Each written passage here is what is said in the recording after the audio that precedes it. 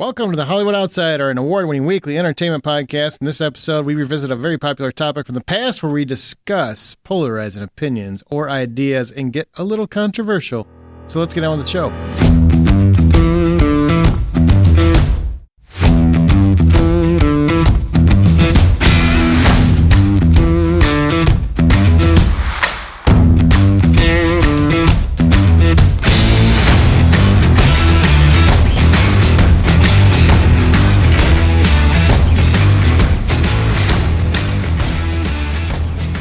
My name is Aaron Peterson. Joining me this week is Amanda Sink. Hello, hello. And Troy Heinrichs. What's up, homie? And John Davenport will not be here this week. He took the week off because he was so offended from last week, right? He can't handle controversy. I guess. Or he just ran out of love last week. I don't know. Start talking about pegging. The guy gets very upset that we're bringing up his personal lifestyle and doesn't want to come back. I get it. Touche. Oh, so Amanda, you weren't here last week when we talked about love, family love, Good. Friends. Good. Jesus. All right. We just got done with our John and his Eeyore stage. Now we're got to move into Amanda's Eeyore stage. Okay. She was very It's positive. not an Eeyore stage. It's just I don't need to be involved in that. All right. I can take a year. Hey, being in love with yourself is also love. Uh-huh. Yeah, we're on sabbatical for love. That's just where I'm at. So we're taking the year off, okay? I think that's not a bad place to be. More people should do that. Take a year off love. Mm-hmm. Yeah. I still love myself. I love me a lot. I spend lots of money on me. Jesus. I thought myself. I do. I'm going traveling. I got all these trips planned. That is self-care, my guy. All right, my gal. Sounds like she's planning time away from the show. Any more? How much more can you play it away from the show? Is it even a vacation anymore? All right. Hold on. Let's back up. Isn't it like part-time? It's 2024. It's a new year, and I'm a new me, okay? I've been 3 times more consistent this year than I was all of last year combined. She's been here quite a bit so far. You start in a car with no tires, and then suddenly you have one tire. Why do you get a car with no tires? I don't know. This feels like a bad decision. It's a great question. Well, this also sound like a math problem. If I'm going from Chicago to at 55 miles an hour. And then you take a train, and then you go through the expressway, and then there's a left turn. Anyway. All right, let's get controversial. That's the whole episode. That's it. We're just getting controversial. That's all we're going to do. So what we're going to do is each one of us, we're going to go round robin, stating opinions that we think are, controversial. So controversial opinions in entertainment, whatever they are, and we're going to discuss them, basically discuss what makes them controversial. Are they really controversial? Or are we just being whiny about it? And keep in mind, if no one's ever heard of your idea, it's probably not that controversial, right? Probably not. Some examples would be Beverly Hills Cop 3 is the best of the Beverly Hills Cop movies. If you really believe that, that's worth talking about because you're probably legally insane. Tom Hanks is actually an awful actor. What? That's not real. Excuse me? Right? Exactly. Back up. Now we fight. Back up immediately. They confused with Hanks and Cruz. The Game of Thrones series ending was magnificent. Yeah. Maybe it was. We don't know. We'll talk about it. Those are the kinds of things that we're talking about. All right, Troy, how about you? Let's take your first one. What's controversial? What do you got? Let's talk about this. All right. Take away Heath Ledger. Okay. The Dark Knight trilogy is actually Christopher Nolan's worst films on record. Oh my God. I will fight you right here, right now. Hang on. 2 things. Worst movies? Worst Nolan So you're saying they're movies. bad? I think they're Nolan's worst work. I don't think that they're actually enjoyable. You take out Heath Ledger, that whole trilogy just does not work as Batman to me. What? Oh my God. What? I'm not okay. Okay. Again, 2 things. Life took out Heath Ledger. I have no control over that. Dear God. 2. Say that. It's been 20 years and you still can't say that. 2. I don't even understand. Yeah, that's controversial because it's insane. I don't understand that logic. The first Batman Begins is a fantastic movie on its own, and there's no Heath Ledger. I disagree. There's actually a whole Reddit thread on it too. If Reddit said it, it's got to be right. I'm not saying it's right. I'm just saying it's controversial. We can talk about it. I found the first movie, especially Katie Holmes' performance, to be absolutely abysmal and boring. Sandman, whatever, and Okay, it's not Sandman. It's whatever Scarecrow. his name is. Scarecrow. I don't care. See, you don't even know what the Wrong don't even know what franchise. it's like.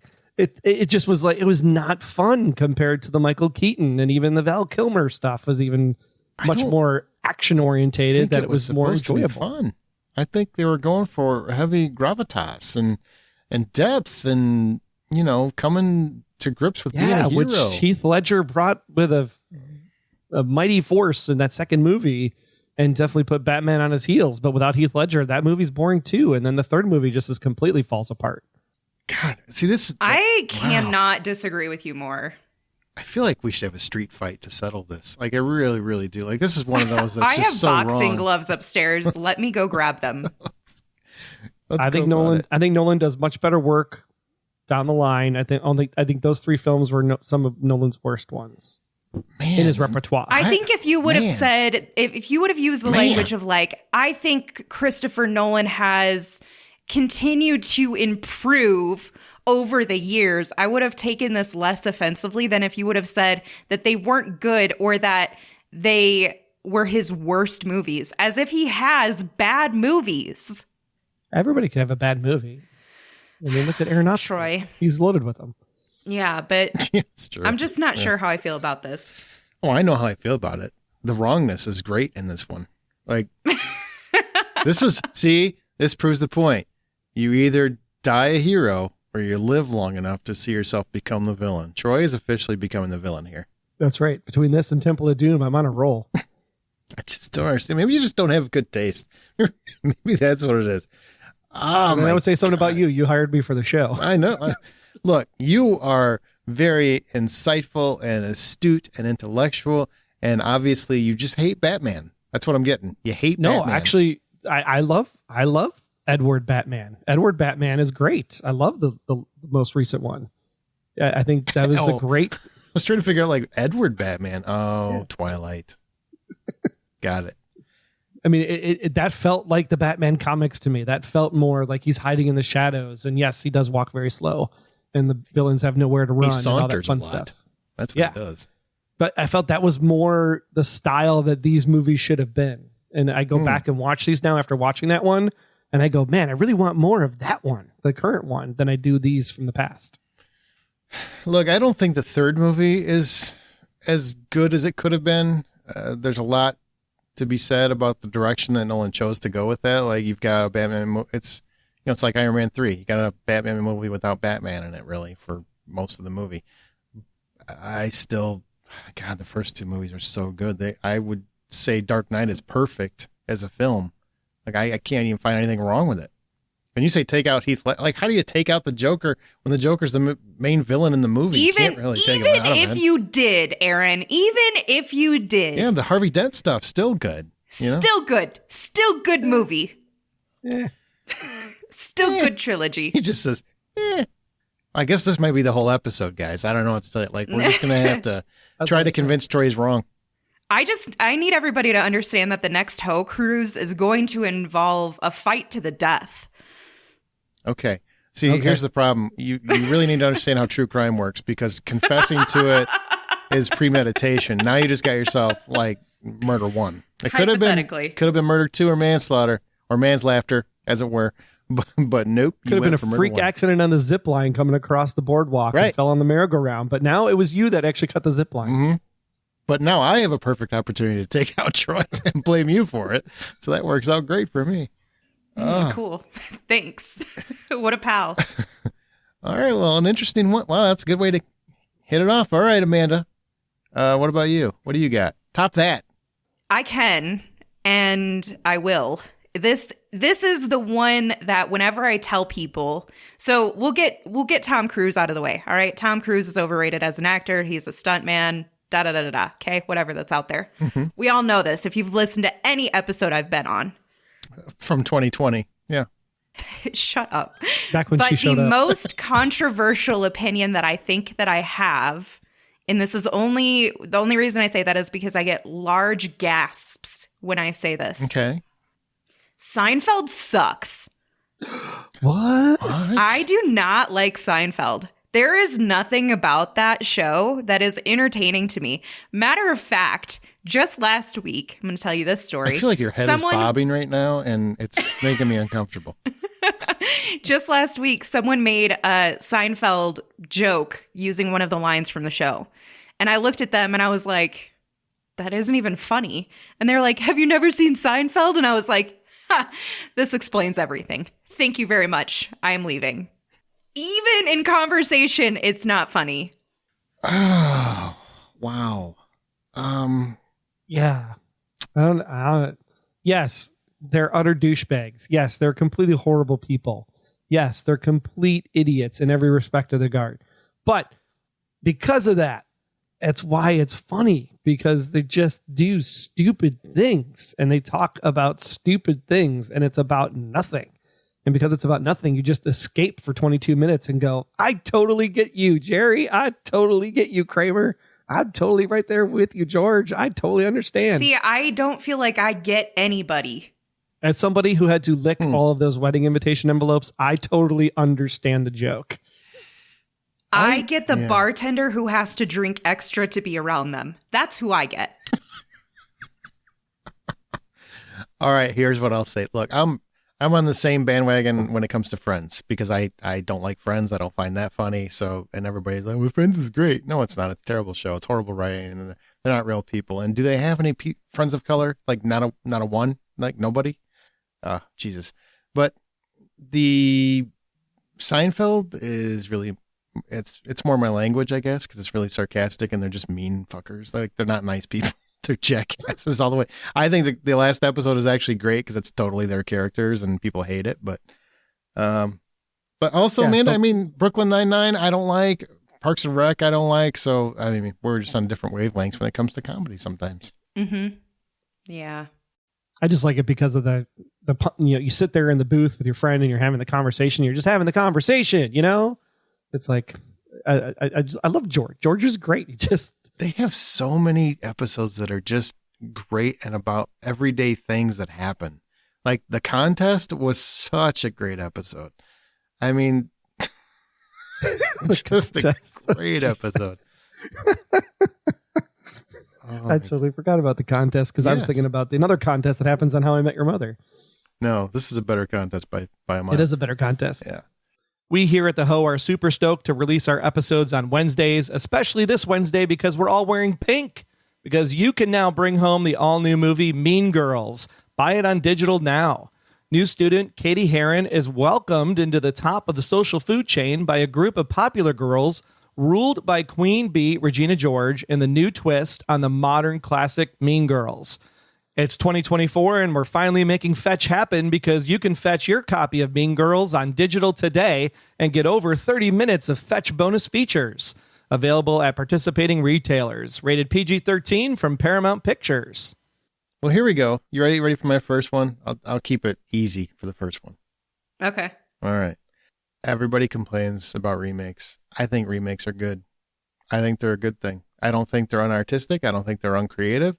I think sometimes they can be when they're made that way. But if you take a movie that existed previously and you find a way to make it different or better, you always have the one that you had originally, so you didn't lose anything. So I have no problem with remakes.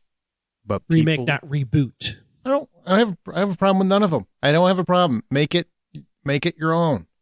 As long as you make something that's worth watching, why do you hate it so much? I don't understand it. I don't understand the argument that people have for that. It's all you literally have to do is not watch it. It's not affecting your day. You still have whatever you loved before. I don't know how controversial this is, to be honest with you, because I feel like a lot of people, they might have the initial impulse to be resistant and say, no, I don't want to watch this, or I don't want you to tarnish the reputation of something that's beloved to me. But like the numbers don't lie and the movie theaters be full. Okay. So to me, I almost wonder if maybe people are a little bit more okay with it than we think. Okay, then how about I'll segue to this? I'll tie it into an actual remake opinion. How's this? Okay. And Troy, you might want to sit down. The 2016 Ghostbusters is more fun, and I like it much more than 2021 Ghostbusters. You're full of shit. And it's I'm more. coming to your house Wow. and cutting you. Hang on, and it's more like the original film. I'll Well, give because you it- the second part. Yeah, because it's supposed to be a reboot, a remake. It should be like the first film. I But- like it better. I like it I better. think it is more fun and jovial and like more of a comedy, which I think is Like, where That's what it's more Ghostbusters like the was. original. Yeah. Yeah. hmm But in terms of like overall enjoyment, I personally think I still like the 2021 more than the, what'd you say, 2018? Yeah, the 2016. 2021 is supposed to be a bridge movie to what the future of the franchise is going to be. That doesn't make The it 20 a good movie. That's not fair. What a cop out. It was enjoyable. It was nostalgic. It had hit the moments that I wanted it to hit. Yeah, it was a little boring for the first 25 minutes. The ending but nerfed everything about that movie. I know everybody Come thinks on. that's what made the movie. No, that was the cop out because they couldn't make an entire movie that was about, and they had the stupidest plot. And Egon went basically idiotic and abandons his entire family and leaves his poor child and grandchildren to just waving in the wind instead of asking for help. That wasn't the Egon that we knew. It just wasn't. It's a ridiculous plot. It's dumb. You didn't get to see the Egon we knew. You didn't get to see his plight and his Oh, struggle. we sure When they did. He make- was the glowy guy standing next to all the other old Ghostbusters sitting there because they had to bring When- them all back. when they all come around and they say, let's make Egon the television show for the two or three seasons in order to explain that whole backstory, then we'll understand the backstory better. You Oh, only got God. a small exposition of it. This is definitely not making me care more about it. It's making me care less. This is ridiculous. That I liked 2016 Ghostbusters a lot. I had a lot of fun with it. I laughed a lot. It made me feel like the original Ghostbusters made me feel. I don't care if you didn't like that there was ladies. I just don't care. And I had a great time with it. It was fun. They were a fun foursome. It was a good movie, but it just doesn't blow my doors off. I mean, I don't disagree with you. I enjoyed the 2016 version, but the fact that it was better than 2021, Yep. that's controversial. Oh, man. No way. Yep. Mhm. No way. I'm telling you. That is a good controversial take. All right. Back to you, It's Troy. got kids, man. What do you have a problem with kids? That's the part I loved. I hated that they had to bring back the old guard. Like they didn't need to be there. And then the whole thing with Egon where they basically just screw his whole character up because that's the only way you can force this to work. It's just ridiculous. Egon is not the kind of character that would ever abandon his family. Oh man. And we're just going to forgive him because he showed up glowy and waving at the end. And loving and caring. Oh yeah. He's And very she loving and connected with caring her when he grandfather. abandoned his family to go die in a dirty old house. He was saving the world, Aaron. I don't see you doing anything about I it. think he could have called, I don't know, one The of his friends Ghostbusters. and sucked down some pride for his family, but I guess not because he doesn't really love them. Jesus, selfish prick. Whatever. All right, what do you got? The time for a movie theater where the movie starts. So when you post the time of the movie, the time should be when the movie starts, not when the trailers start. And fun fact for those that don't know, trailers actually used to be aired at the end of the movie. That is why they're called trailers. That was a long time ago. Yes, but the fact that nobody stuck around after the end of the movie because nobody watches the credits is why the trailers never got seen, and that's why they got put in the front of the movie. But if the movie starts at 7, the movie starts at 7, not at 7:25. See, I do like the advertised showtime being when they're going to start the previews and everything. However, my caveat would be it would be super cool if they could let you know how long the trailers are going to be, especially because they used to be like a good 12 to 15 minutes. Now they're a good like 19 to 24, it feels like. And I've seen most of them already on the YouTube. Yeah, So I want a consistent thing. Like if you're going to do it, it's 20 minutes. You get a 20-minute block. That way I know I can be 20 minutes late every time. And I'd have some episodes either not have trailers or some episodes have a half an hour of trailers because the trailers were extended cuts. Like I just want consistency. My time is valuable. Here's one thing that there's a couple things that packed in here. Not all controversial because I don't think most people probably disagree with you. Amanda wants trailers because Amanda's always late. So Amanda wants to make sure she gets to see the True. movie. Mm-hmm. You start saying, caveat, hold on, pause. I'm usually like with 93% accuracy. Am I on time for movies? Pull that number out it of might your even be ass. higher. For the show time Straight or out of the your movie ass. time? No. Well, okay. So it used to be where I would show up like 15 minutes before the showtime started, like the advertised time, which includes the trailers. And then I started going to so many movies that I was like, I'm already going to see the exact same trailers again. So I'll just like come in 5 to 7 minutes late to the trailer time. But I would still be there before the movie starts. okay. All right. Well, here's. I just want to throw that out okay, there. fair point. I have a couple points on this, I guess. One, can we all agree, Nicole Kidman, time to go away? Oh, please, AMC? dear God. Yeah. Why is that still happening? And also, why does it still an update say is needed? get a new freaking thing? Whatever. Marketing team? Yeah. When it comes to trailers, I love trailers. I do. I do agree that they should say, okay, it's 20 minutes or whatever the number is before the movie. Like, let you know. You already give me the show time. You give me the length of time. Give me the time. How many trailers we have? Give me a really clear estimate. I think they say like estimated 20 minutes. Give me a number, a real number. And what I really wish they would do is you get a cut of a trailer on YouTube, but it's shorter, and you get the full length in the theater. Give some incentivize incentive and bonus to Right. people that go to the theater and love trailers that want to see them on the big screen. Because I can't tell you how many times, in fact, every freaking time that a new trailer comes out that I want to see. Well, I'm somebody, I don't want to watch it on YouTube. I want to see it in a theater. That's just it's me. I love movie theaters. It's how I'm wired. And people always send them to me, and I appreciate that. Don't get me wrong, but I usually won't watch them until I see them in the theater. Now, think how much cooler it would be, and how it would get people to go to the theater, because people love to do the thing that other people can't do. Like, that's just a thing we love nowadays. Like, we want to do the thing that other people can't do. Want to see the Taylor Swift concert? I'm going to pay $1,000 for tickets. All that stuff. I think that would be great. I think that would be a great way to really make it so that watching the trailers in the theater actually is a little bit more of an experience too. Or drop a really shitty movie, right? The weekend of the Super Bowl or the weekend after the Super Bowl.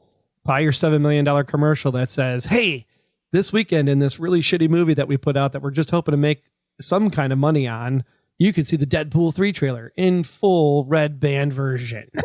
And then everybody pays for the movie that's also in your That's not stack a terrible of, idea. your Although, house. I your feel house like properties. if you know your movie's shitty, you probably don't want to spend $7 million on a Super Bowl ad.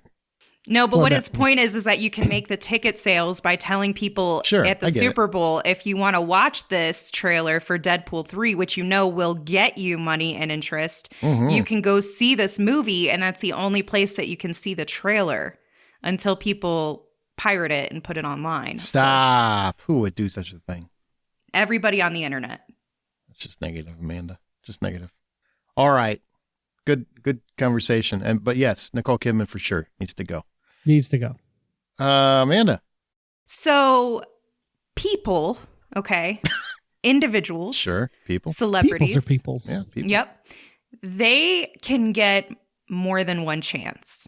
Okay. So, like, if they do something we don't like, depending on what they do, yada, yada, yada, all those caveats, but they could redeem themselves, right? Mm-hmm. Like, we can, based on our barometer, right? They may be able to come back into our lives or our movies, TVs, etc. Okay. However, Where is this going? well, let me finish. Companies do not get more than one chance, i.e. Movie Pass. So if you screw us, if you have poor ethics or poor decision making, even if you rectify all of the things that you did wrong, you don't get another chance with me. You are done. You are deceased. You get the unsubscribe button from the emails. Oh, all right. Yeah. So I'm saying, while, for example, somebody may do something really shitty in the spotlight, we might consider giving them another chance to come back into our view. But the companies, we don't give double chances to. No, I don't give double chances to. The controversial point is about us not giving chances. You think but us giving you think chances to Roman celebs. Polanski deserves a second chance over Okay, MoviePass? don't put those words in my mouth because very wrong. I'm trying to understand the controversy because that's very controversial. That is not Wow. the level of controversy that I Wow. meant. So Roman gets another shot, but HBO Max is a problem.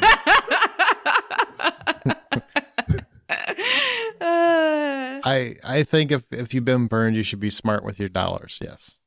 Vote with your wallet. Always vote with your wallet. Yep. Always vote. Period. Well, yeah, that's true. Oh man, Jon Stewart's back. By the way, if we haven't talked Monday about nights that, are never going to be the same again. through the whole election cycle. God, It was bless him. great. It was like Monday Night Football disappeared and Jon Stewart rose from the ashes. He sure did. It's so much better than football. All right. So mine, I want to have a conversation. I keep wanting to have this and everybody's afraid of having it. So now I'm forcing you. So just, woke is a term that comes from African-American vernacular English, meaning alert to racial prejudice and discrimination. It started in the 2010s. It came to basically mean a broader awareness of social inequality, such as racial justice, sexism, and a denial of LGBTQ rights. Now suddenly it's become this negative thing, right? Because I don't care what the party affiliations, there's a lot of people that shout out, this is woke and that is woke and that isn't woke and blah, blah, blah, blah. So I kind of want to know, like, when is it woke?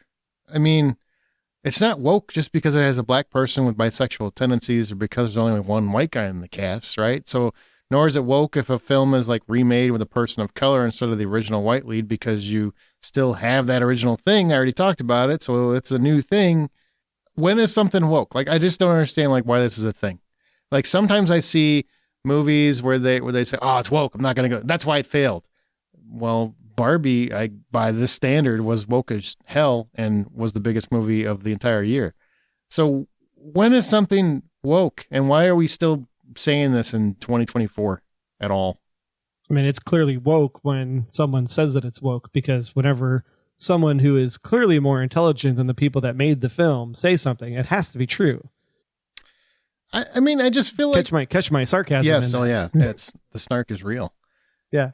I just don't quite understand the logic here. Like, okay, if it's an all white cast, that's not woke. But if it has a black guy in it or a gay guy in it, then it's woke. Like that makes it. I don't understand.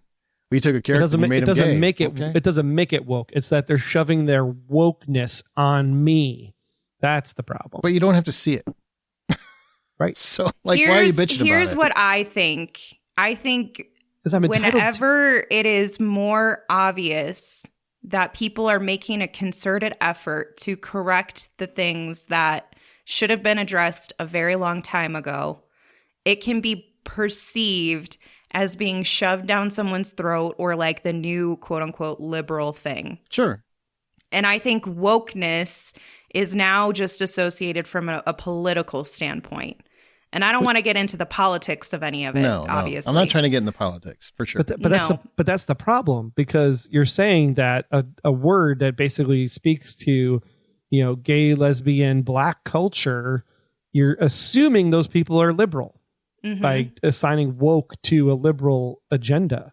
Like those people could be just as Republican as anybody else. Mm-hmm.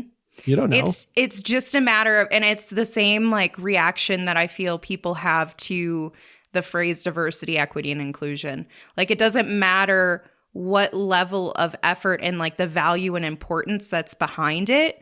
People don't recognize that. They just see this as change. And so change from the norms equals woke. You mean change from the white norms? From the white norms, yeah. The I mean, that's pretty norms. much what we're referencing here, is that all of Hollywood was white and very exclusive. Well, all and of the it's leads, trying to be all of the leads and major performers. I mean, there were still plenty of people of color. They just were playing butlers and maids, and or it was all stereotypes. about the tragedy of those individuals, right? The tragedy of gay people, like all of that. Nothing about let's just make a movie that happens to include people that are not white and straight. And so, quote unquote, wokeness is really just a reflection of change from what individuals who have an issue with the term woke, in my opinion. It's just, oh, this is different. And I don't like different. I don't like that you're trying to make things different because from their viewpoint, what was wrong with things before? And that's where it's just a difference of, I don't know, exposure, of education, of understanding the significance behind trying to make improvements and change. And for me, I think if someone references something as being woke, all that signifies to me is A, you don't feel comfortable with change, and B, great, this is going to be something more inclusive. I think if someone says that this is so woke, that means they're actually understanding the concept of wake your ass up. It is time to see the light. Well, they're saying it as a negative, unfortunately. It started as a positive and it's morphed its way into a negative. And there's really no balance, though. That's the thing that drives me nuts, because you can't say go, because that's the saying, go woke, go broke. Well, that's ridiculous, because there's so many things you say are going woke that are doing great. So it doesn't only work when one thing bombs, but one thing is a massive hit. Like, that's just not how it works. That's not true. Like, it's factually completely inaccurate to even make that statement, but there's so many people, I see it all the time. That's because one person put it on a hashtag and it became popular. Oh my God. It rhymes. Get it. Just try to enjoy things. If you don't want to see it, don't see it. But I wish we would get past things like this. Totally. Okay. Well, I think Mandy did a very good job of explaining it. Good job. Troy. Is that me again? Mm-hmm. Okay. Spoiler alert. If you don't want to hear what I'm about to say in the next 15 seconds, skip ahead 15 seconds or so. But I think that the Big Bang Theory should have ended in season 10 with the Sheldon and Amy wedding. But you would give them all the way till season 10? Absolutely. Okay, well, that's the controversial part, because they should have ended like season 5. No, I think season 10 was the place to end it, and carrying it on for the extra 2 is what damaged the show. I like that show, man, but I teetered off. Like, it got really juvenile, I think is the word I want to use, probably. Like, the humor was fun and smart for the first like 5 seasons. And then it just started to be in all sex jokes and body humor stuff, and it just wasn't funny anymore to me. Because they were all coupling up and stuff at that time. Yeah, everybody in the show, it was like a Friends thing. Everybody in the show started dating. Not a fan. Yeah, but I feel like the season 11 where they finally had to get Raj married because Raj didn't talk initially, and then the whole season 12 with the award. And it just was like, yeah, it's cool to like finish those storylines off, but really like Sheldon was the show. And the fact that if you go back and actually see that they made a show called Young Sheldon, and then following Young Sheldon up until his dad's death, where they wrote themselves into a corner on that show. Mm-hmm. Sheldon was the show. It wasn't, his roommate Leonard and Penny. It was really about Sheldon. So when Sheldon finally got what he wanted, which was this, girlfriend married situation, that's where it should have ended. That makes sense. I don't think it's that controversial. I agree. There's people that definitely agree that it should have ended in 11. I disagree. All right. Mando, what say you? What do you got? All right. So this is not going to be popular with either of you, and that's all right with me. I believe, well, I should just say I'm a fan of lengthy seasons of television, like 22 episode seasons. No, just stop. Die. He almost left the podcast. Horrible fire. Now, I'm not saying shows like the last season of The Blacklist, for example, no offense, or like the last 13 seasons of Grey's Anatomy. None of those have been great. But Grey's isn't also 22 episodes anymore. It's not. But I do feel personally like what I enjoy about television shows is when I can have the emotional investment in the person and their lives. And I get more of that when there's more episodes. It's more enjoyable for me. And I understand, yes, it can become monotonous and there's not as much built in. But sometimes, like, I'll be honest, the first, 8 seasons of Grey's Anatomy, that's perfect for me. I'm like, yeah, let me see their day-to-day life. Let me live vicariously through their shit so I can feel better about my shit. I think honestly what this is you wanting the world to know you don't want to leave your couch. Like if they could put like a toilet in your couch, you'd be good with that. Well, you know what? In a very obviously Look, we're going to put this very simply. way. Look, hygienic way. You can get 3 seasons of 22 episodes each season, or you can get 8 years of glorious 8-episode television where they can put all the budget against it they could possibly do. So then And I have stretch to it be patient and wait a year and a half for every season? Absolutely not. I could get 22 episodes and it's going to last me for 6 months. And then I get more 22 episodes. I like that. So you want SpaghettiOs instead of steak is what I'm hearing. You're gonna get 22 episodes. You're gonna wait for it to drop on Netflix, and you're gonna binge it in 3 days and be done. Or you're gonna wait for the 8 episodes to drop and binge it in 1 day and be done. It's the same weekend, and you didn't lose anything. See, I am the person who I'll pace out those episodes. Explains why you're not watching any of the new shit. I'll tell you that. I know, because I'm watching the old shit. Yeah. Look, The Walking Dead, I think, is the perfect model.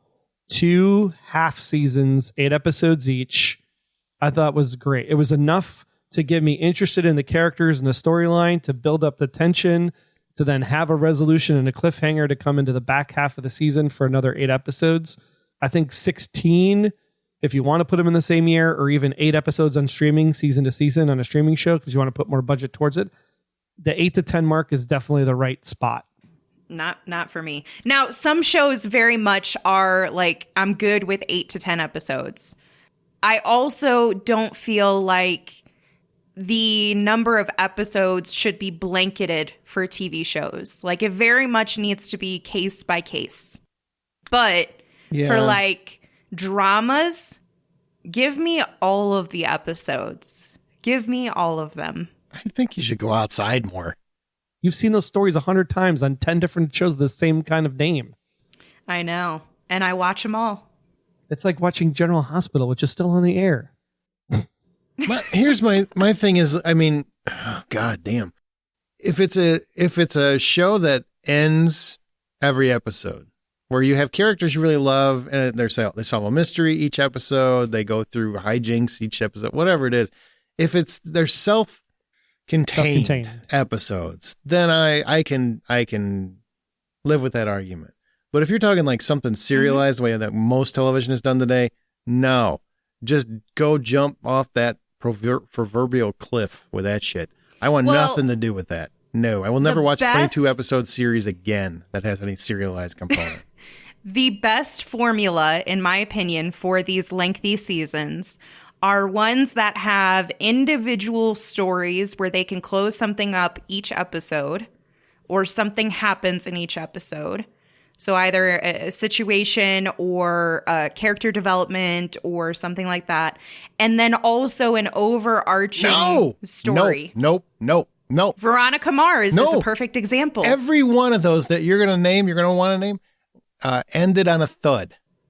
Every one of them ended on a thud. To some degree. It's because they went on too long. Yes, that's what happens when you have too many episodes.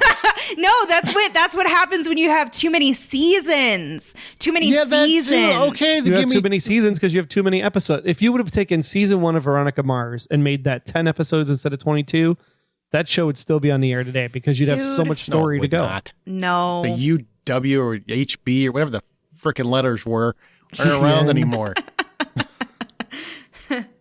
WB, that's what it was. Or was it the Paramount Network? I don't remember. Like it was WB and also CW. And then the UPN was in there. And UPN. Yeah. All of the acronyms, all right? Yeah, I couldn't remember the letters, but whatever. Look, season 4 was 8 episodes of Veronica Mars, and it was perfect. It was a great... Well, don't get Amanda started there, or you're trying to get Amanda started there. I don't know which one that was, but it didn't end perfect. Right? Well, no, because there was supposed to be another season. Man, I had 22 episodes of TV. I just have no interest in anymore. I know. But you don't even have an interest in 12 episodes. No, Blacklist actually did an entire season in season 8 that was completely serialized, the entire season. But that was like building up to something. It was like leading somewhere. And but even in that season, we said there were episodes that we could have taken out. absolutely, there always are. It's just fluff. But a lot of the Blacklist was the self-contained and same kind of thing. X-Files did the same thing. All these shows had the same component where, okay, we will have a self-contained episode, but we have serialized elements that continue. None of them end well. Like they never end well because showrunners move on. They don't want to really be on a show that ends up being there for multiple years. And it's just, it either ends too quickly or it goes on too long. It just very rarely does it get that perfect moment, that perfect time frame that works. 24 is probably a rare example, but that was really serialized television built to be serialized. And it ended on a cliffhanger. We'll never know the answer. Not really. I mean, I like the way it ended. I mean, I would love Jack to come back, but I like the way it ended on Live Another Day. He's still in the ether. Oh, for our love episode last week, how do we not say Jack and Chloe? Because I don't know if I'd consider that love. Work relationship one. The work relationship side. Okay, so my next one, I'm going to segue off what Amanda said for my next one. Okay, so I'm building off of kind of components to what you were talking about. Are you going to be like 22 episodes are the worst? We need to have 10 or less. Is that what your thing is? No, make this conversation a lot easier. Just the opposite. No, but this is actually movies need to be under 3 hours. This is something that I think is true. So in terms of movies, not TV shows, movies, I think streaming is the worst thing to happen to films in history. I think it's ruined cult cinema. You don't have cult cinema anymore because things really they're not there long enough to really build that appetite for friends to share with other friends, to grow into this monster success, even though, I mean, it happens on a rare occasion, but not like it used to. It's morphed every studio into a content machine. It's all about content. It's strangled creativity, removed any real gauge on if a film is connecting with its audience because it's gone 2 weeks after it comes out, no matter when or how popular it is. It's suffocated our patience to truly engage with a story or its characters. And it has torpedoed physical media and the very concept of ownership because you don't own anything on streaming. Streaming is 100% corporations putting us on a leash the same way smartphone providers did. So I think streaming is the worst thing to happen to movies in history. What say you? I don't think it's the worst thing that happened because there are movies that I would never see in the theater because I just don't want to take the chance on them. But because I have an unlimited smorgasbord and I'm bored for a couple hours, I could throw something on that take a flyer on and not feel like I'm out any money. So I think more things are getting watched because of streaming being a great example. American Fiction, right? Very limited amount of movie times availability, typically only on the weekend and only in like 1 or 2 theaters and not at very convenient times. But I could purchase it on Apple, on the Apple store. So instead of going and giving the movie theater $20 for the ticket, I just gave Apple the $20. And now I pseudo own it for as long as Apple keeps it on its services. But I could watch it again and again and again and again. So I don't think that giving me content in my home is really a bad thing because I could actually say, hey, I just got this thing and I just watched, come on over, let's watch it together. And I could still have that camaraderie experience with my friends. I may not have the same waiting in line experience at a movie theater that I would have had, but I don't think streaming is the worst thing that's happened to movies. I want to point out, it's not about the movie theaters here. David at Warner Brothers Discovery is the worst thing that's happened to movies. Well, he's definitely. Let's be clear. Mm-hmm. I'm specifically talking about the way films are both absorbed and ingested and made. Both. I just don't think movies like Evil Dead, right? One of my favorite horror movies of all time, wouldn't exist in today's environment the way it does because of its culthood, because of the way that it was ingested, the way it was passed around from friend to friend. You watch people's, it just doesn't happen anymore. There's too much content. People are always moving on to the next thing. I think streaming has been awful for movies in terms of... But you pass it around because you had to have the VHS tape to pass around. Yeah, but I'm just saying, like, you don't do that anymore, even because there's so much content. Even if you tell somebody to watch it, they never have time to watch it. How many times do we recommend things and people are like, I'll get to it, it's on the list. It's not on the list. They never even wrote it down. There isn't a list. There is no list anymore. Aaron doesn't have a list. It doesn't exist. It's true. If you don't have a list, then you're just a horrible person. There's too much content. Here's what I take away from what you're saying, Aaron, and this is what I would agree with. The list is right here. And yes, I'll never get to it, but at least I have the list. You have like 12 things on there. Stop. You didn't flex just now. I've been catching up. But if you tell me to watch something and say, "Hey, this is really good," I'm gonna write it down. Well, I'm glad you write it down, but it doesn't mean anything if you don't do anything with it. John Davenport. I still haven't seen Mrs. Davis on Peacock, and that makes me sad. You should be sad because I think you'd really like it. But what I was going to say is what I feel Aaron is trying to convey is that the love and appreciation for movies is not the same, and it's due to streaming. Absolutely. There used to be an adoration, and there also, I mean, you take the water cooler conversations aside and you just think about connection with friends about movies. You had more capability to connect over those things, to reflect on them, to talk about them, to basically do through friendships and conversations what critics do on paper. Right? To actually like sit on the movie and say, "Hey, man, I think you would really like this." Or, "Hey, this was awful. Don't ever watch it. I want you to watch it because it's so bad." Right? Mm-hmm. Like those things don't exist now, and it's not possible for them to exist in that way. And that's sad for movie lovers. Movie lovers don't get to have the same relationship and connection over movies that we used to do. And it is because of streaming. Now, I think the other side of it that really isn't being considered or you know, I don't want to take away from what your point is, Aaron, but I'm just saying there's the flip side of it, right? Like the optimism of this is that we've gotten more access to independent films than we've ever had an opportunity before. People who want to make movies now have a better visible platform to be able to getting them out, which is really cool for independent filmmakers. The flip side of it is that, again, to your point, we don't have the time, capacity, or interest to be able to consume all of those things because now there is too much and we don't get to talk about it. We as a group here try to, but even us, I mean, we're basically mandated by Aaron Peterson and the Hollywood Outsider to watch new shit. And we can't even all get on the same page to watch the same things because there's too many things coming out at the same time that take our attention, or too many things that came out from like 5 years ago that were like, man, I've really been wanting to watch this. It's on my list. And now all of a sudden it's on Netflix. So that's going to take precedent because of the accessibility over seeing whatever's in the movie theater. Oh, I'll catch that when it comes out later. Like we don't have the same drive to connect with one another over things, over content. Absolutely. Basically, these days, it's like, I don't know, movies are like, people treat movies like fuckboys treat dating, right? They're just on to the next thing. There's no real depth that's there. a good analogy. There's no conversation. It's very, very just surface level. And if you try, you try to dive into something. Well, what do you think about this, man? Let's talk about it. You don't have time because there's something else to watch. We're on to the next thing. We're on to the next thing. We're on to the next thing.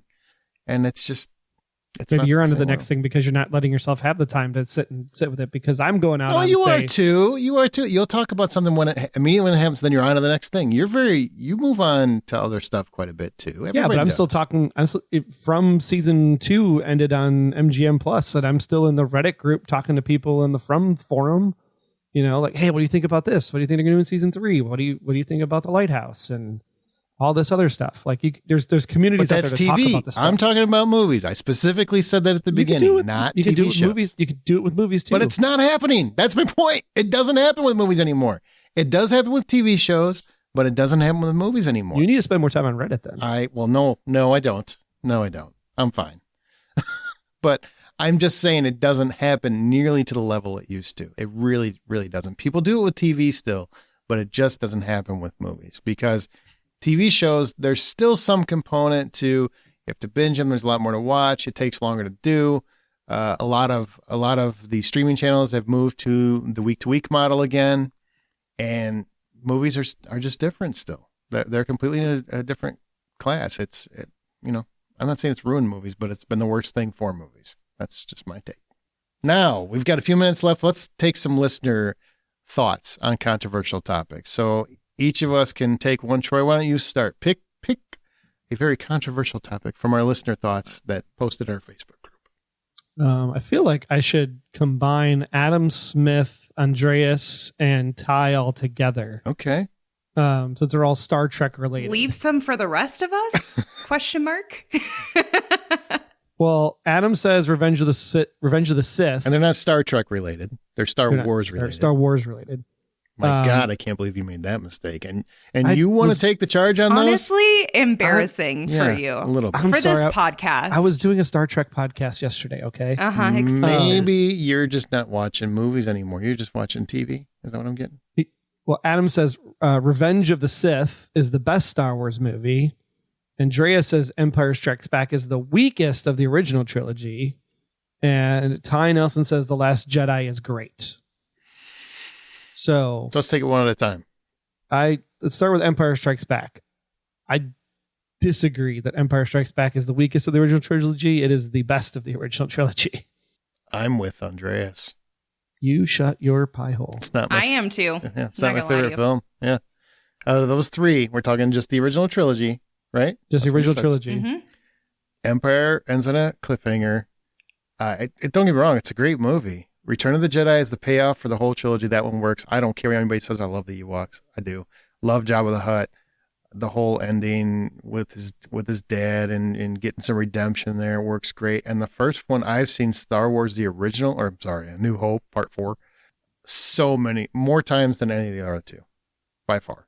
I love both of those movies more than Empire. So do you love those movies better than Revenge of the Sith?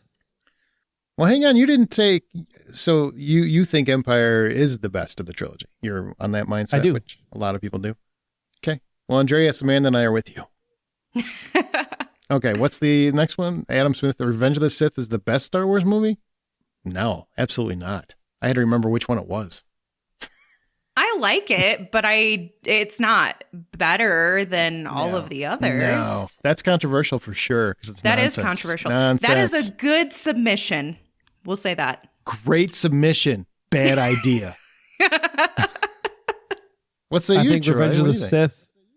I think Revenge of the Sith is actually a really great Star Wars movie. The problem with Revenge of the Sith is that it's got really bad CGI, especially if you watch it on a high 4K display today. It does. Instead of them actually flowing down the lava river, you can see them standing still and the lava goes past them. So I think the problem there is that it needs some effects redone. And I think it would actually be pretty cool because you get General Grievous, you get Order 66, you get the whole plan coming to fruition. You get Anakin going dark. You get the battle between Anakin and Obi-Wan. I mean, there's a lot of good in that movie, for sure. You know what I think? I think episode 1 and episode 2 are so bad, they make episode 3 look great. That's what I'm thinking. I mean, episode 2, a fair statement. Is it Attack of the Clones? Has the worst romance in film history. Absolutely. Well, because romances are forbidden in the Jedi Order. That's why it's so bad. Maybe he's just like, I don't remember which one is the one where he kills all the kids. Is that Revenge of the Sith? That's right. Revenge That's of where the he kills Sith, the kids. The Jedi Order kids? 66. Yes. Yeah, that was terrible. Absolutely terrible. He goes from I'm so mad to I'm going to go kill all these kids. It's just, I'm sorry, the character growth is dumb. So no, I can't put that at the top. Can't. Not awful though. Okay, what's the last one? Ty Nelson on The Last Jedi? Well, then switching to Ty, and The Last Jedi is great. Not the greatest. The Last Jedi is great. Well, he elaborates. Do you want to finish the elaboration? Yeah. Well, no, I want to get your opinion before I gave Ty's No, just finish him out. Ty's reasoning. So we can speak to it. All right. Well, Ty said, as a movie, it has issues, but as a Star Wars story, it took chances. It tried to spin the story off in a bold and exciting way. The opening space battle is beautifully shot. The lightsaber battle in Snoke's chamber is a great mix of storytelling and action. And Luke's last stand is not just iconic, but one of the best scenes in the entire franchise. I don't agree with the next statement, but he says it's a shame that they retconned everything in episode 9. I don't really think they did, but that's controversial too. Yeah, well, I will say the lightsaber battle in Snoke's chamber is probably the best fight battle in the entire I think it's better than episode It's 1. a great scene. Yeah, it's for sure. pretty fantastic. Beautifully shot. I don't think it's great. I think it's a good movie. There's some stuff that I think is really ridiculous. Finn's little casino section is kind of terrible. The fact that Laura Dern and her elk are in this space battle for what it seems like 6 years, and the ships are like right next to each other. Like, why is this taking so long? I just think there's some good ideas, and I love the idea about anyone can be a Jedi. I thought that was a great. It doesn't have to be a Skywalker. I like that. And then I don't think they retconned it in episode 9. They just, made it tie into Palpatine instead of a Skywalker. There's really not much difference there.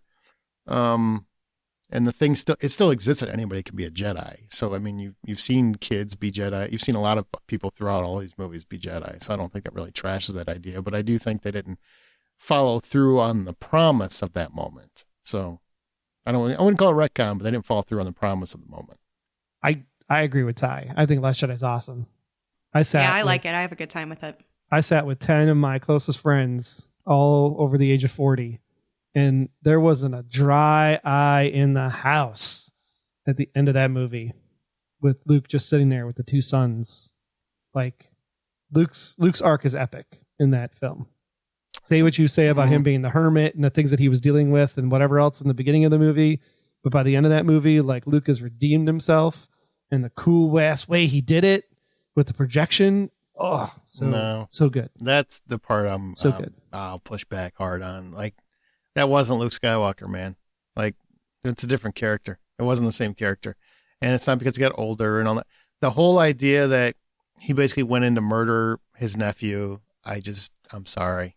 It didn't work. Now, could it have worked? Absolutely. I think it needed to be fleshed out more, but it just doesn't work. It's a good idea that doesn't work. But I do like the battle at the end. Like Luke's moment at the end. I love that part. I'm just saying the whole thing where he tries to kill his nephew, that's bullshit nonsense. I get why fans got pissed about it. Even Mark Hamill got pissed about it. You know what we should all be pissed off about? Sorry, Daniel Bellum. He says, Denzel Washington is overrated. Ooh, this is blasphemy. Those are fighting words. Those are fighting words, hypothetically speaking. Hang on. I'm trying to see if I can Kong think got nothing on me. of any time. You didn't enjoy Denzel? No. I'm trying to think of any time I can think of that Daniel Bellum won an Oscar for a performance where really he won the Oscar because of a single teardrop like he did in Glory. One of the best sequences of film in history. One of the best moments of film in history. And you think he's overrated? Please. Come on, son. That's all I'm saying. Remember the Titans. It's easy to say somebody's overrated when you're not doing that job. That job is pretty damn impressive, and Denzel Washington's one of the best to ever do it. Nope. No chance he's overrated. One of the greatest. So, yeah, it's controversial. Mm-hmm. Very. Mm-hmm. Very. His son we could talk about, but... What's that? I said his son we could talk about, but... Oh, his son's overrated. Oh, overweight. Sorry, not overweight. Overrated. John David Washington is definitely not... not overweight. No, he's not overweight. Great shape. He is not as good an actor as his dad. I mean, he's just not. He tries. I don't think he's a bad actor. I just don't think he's great. But Denzel Washington, man, yeah, that's controversial. Wow. Equal parts controversial and wrong. He is quite literally my number 2 favorite actor. So it's real tough to be like, he's overrated. Who's number 1? Tom Hanks. Fair point. So Philadelphia, your favorite movie of all time then? No. Pretty much. That's funny. All right. Well, my last one is Deb Salamoni Thomas. This is my husband's response. John Wick movies are predictable and boring, and I question why I married him after he said this to me. Girl, too. me too. Me too. Divorce is all I can say. Boring? Predictable? Maybe. Boring? How do you get bored? For who? Boring for whom? Yeah. Deb, I think you should push that man down a flight of stairs. That's a guy who doesn't love dogs. That's what I'm hearing. Hates dogs. Get rid of him. Hates animals. Dogs. Hates them. This is not a man you can trust. Dangerous man. Okay, that's it. How do you guys feel? You feel like you got that controversy out of your systems for a little bit? Yeah. Yeah, I'm curious which one of the ones that we brought up is going to be the most controversial to listeners. Take a vote. Clearly the Dark Knight trilogy. No, that's the wrongest of all of them. That's not even controversial. Like as soon as you said it out loud, everybody just said no. We ain't got your back, Troy. There's gonna be one guy on X or Threads or some shit like, hey, this guy's speaking my language, and it's gonna be Troy with a fake name. Ken from Chicago, I know you're out there. Back me up, buddy. I do feel like Troy's is the most controversial, though. Like in the scheme of who would actually agree with him, very controversial. Man. I mean, if you would a Matrix trilogy, and okay, I could get into that, but man, that's just the Dark Knight trilogy. Have you always felt this way? I never liked. I like the Dark Knight because of Heath Ledger, and I thought he was an excellent Joker, and it was a shame that we lost him. But I just did not dig the first movie, and the third movie's just got some real bad plot holes. But you're okay with Interstellar's plot holes? The whole thing is a giant plot hole because it's a black hole they're going into. Yeah, that's my point. Like, that's okay? Jesus. You have to share your plot holes with me at some point, because I don't think we've ever talked about it. I'd have to go watch it again, and I'm not gonna. I don't remember. I remember go. there was a thing in the third act that I thought was ridiculous. I'm gonna shit on Interstellar, and then I'm not gonna go ahead and go back to it and go. Look, there are some movies where when you watch them, you have an opinion and it sticks in your mind, but you can't always remember. You see, because there's too many movies, it's hard to remember what my fucking point was. But I had one when I watched it. It's a great point at the time.